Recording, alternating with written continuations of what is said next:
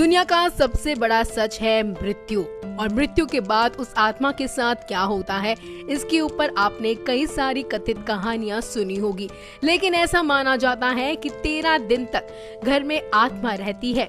नमस्कार, आप देख रहे हैं फैक्ट्स लेबोरेटरी। फैक्ट्स की दुनिया में आपका स्वागत है। मृत्यु के बाद आखिर क्या होता है और 24 घंटे बाद आत्मा घर में क्यों आती है और मृत्यु के बाद 13वीं ही क्यों मनाई जाती है? क्या 13 दिनों तक मृतक की आत्मा घर पर रहती है? इन सभी सवालों के जवाब आपको इस वीडियो में मिलेंगे। जानने के लिए देखिए ये पूरी वीडियो। नंबर 1, दोस्तों, क्या आप जानते हैं कि मौत से कुछ घंटे पहले इंसान के पैरों के नीचे से अर्थ से सोल चक्र डिस्कनेक्ट हो जाता है। मतलब इंसान का धरती से कनेक्शन टूट जाता है और पैर ठंडे पड़ जाते हैं।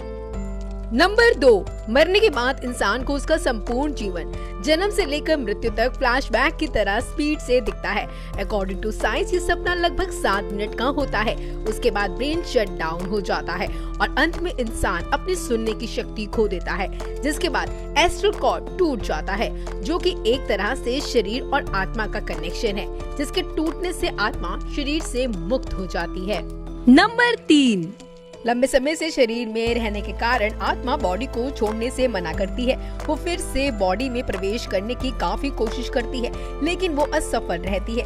जैसे हमारे लिए किसी की मृत्यु को स्वीकार करना मुश्किल होता है, वैसे ही आत्मा भी शरीर की मृत्यु को मानने से इनकार करती है। नंबर 4, दोस्तों, क्या आप जानते हैं कि शरीर छोड़ने के बाद आत्मा बॉडी के 15 फीट ऊपर हवा में तैर रही होती है।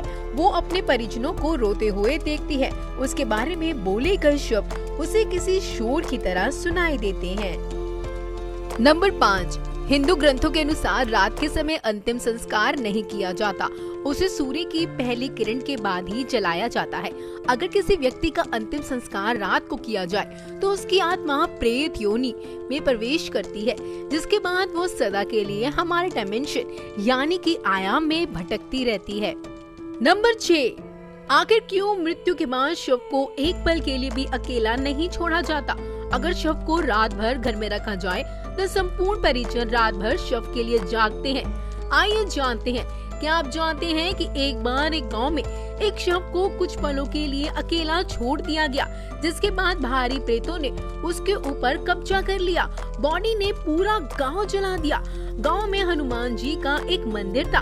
भूतों प्रेतों से भरी हुई बॉडी जैसे ही हनुमान जी के मंदिर के सामने से गुजरी, उन आत्मा ने हनुमान जी की मूर्ति देखी और फिर डरकर उस बॉडी को छोड़ दिया। तब से लेके आज तक कोई भी डेड बॉडी को अकेले छोड़ने की गलती नहीं करता। नंबर 7, अंतिम समय में दोस्तों, क्या आप जानते हैं कि 2 यमदूत आते हैं। वे मरने वाले के साथ जैसे उसने संपूर्ण जीवन में लोगों से व्यवहार किया होता है, ठीक वैसे ही व्यवहार उसके साथ करते हैं। अगर मरने वाला अच्छा आदमी है तो वह इजिली प्राण त्याग देता है, परंतु वह पापी है तो यमदूतों के टॉर्चर से वो तड़प तड़प कर मरता है। नंबर 8, जिसके बाद आत्मा एक प्रकाशमय गुफा से होते हुए यमदूत यमलोक लेके जाते हैं। रास्ते में वैतरणी नदी पार करते हुए आत्मा को जाना होता है। यह नदी आग से लथपथ होती है दोस्तों। जिसने अच्छे कर्म किए होते हैं वह इस नदी को पार कर लेता है, लेकिन अगर कोई पापी व्यक्ति है तो उसे काफी पीड़ा भोगनी पड़ती है।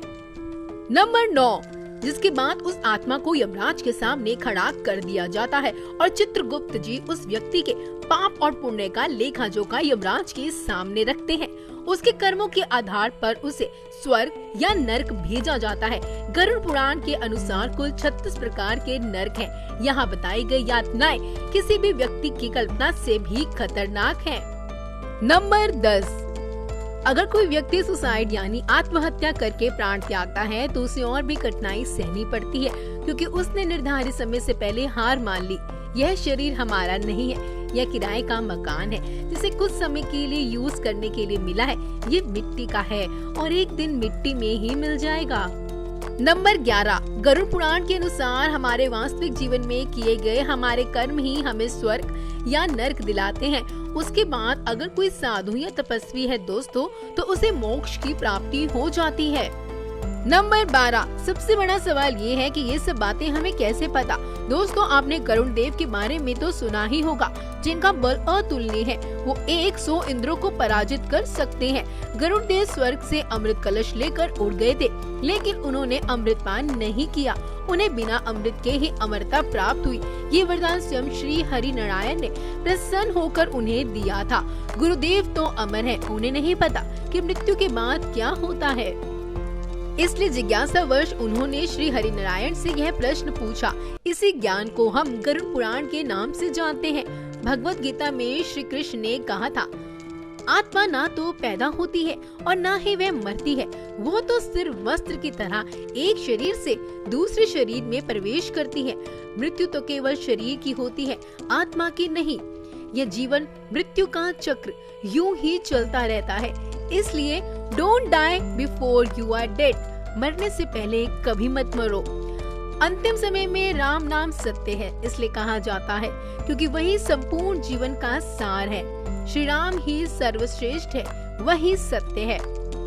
आपको ये वीडियो कैसी लगी हमें कमेंट करके जरूर बताइए और देखते रहिए फैक्ट्स लेबोरेटरी। धन्यवाद।